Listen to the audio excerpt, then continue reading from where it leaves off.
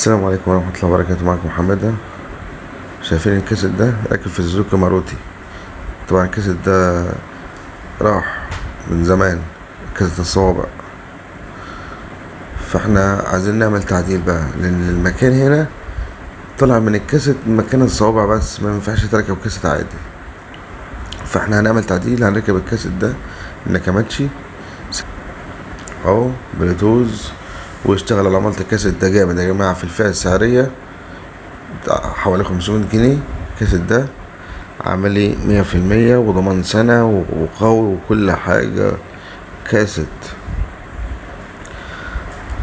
اهو، الكاسيت بصوا اهو، الكاسيت اهو، كاسيت ناكاماتشي.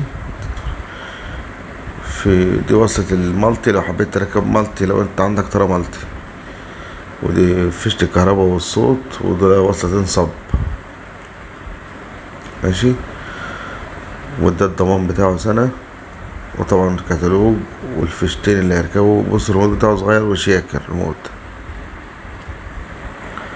تمام، هنعمل تعديل بقى. احنا كده قربنا نخلص يعني. فتحنا عملنا تعديل اهو.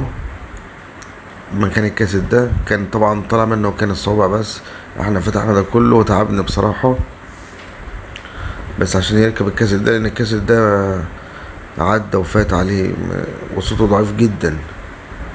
فاحنا هنركب الكاسيت الناكاماتشي ده مكانه في سوزوكي ماروتي. تمام.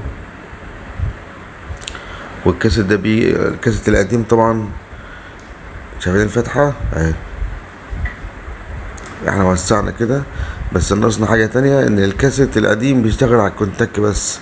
احنا عايزين فردة ثابتة، فهناخدها من الفيوزات، ناخد فردة ثابتة لغاية الكاسيت عشان يبقى عندنا كهرباء ثابتة وكهرباء كونتاك. تمام. بعد الكاسيت اهو بعد ما ركب زي ما انتم شايفين صغيرين على الستاند بتاعها الاصلي.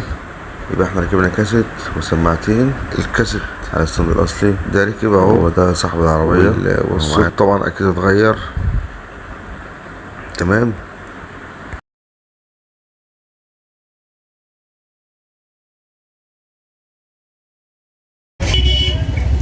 بعد ما ركبنا الكاسيت في العربية معانا كابتن حازم.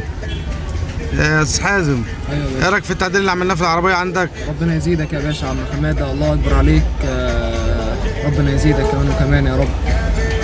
بسم الله ما شاء الله يعني. الله اكبر. الشغل ما خدش وقت ولا حاجة يعني، وخلص على وايه رايك في التعديل؟ بسم الله ما شاء الله عليك، ربنا يزيدك يا رب. ارجوكم تابعوا استاذ عم حمادة عشان ربنا يكرمه يا رب، وادعوا له كتير باذن الله. حبيبي يا باشا، كل سنه وانت طيب.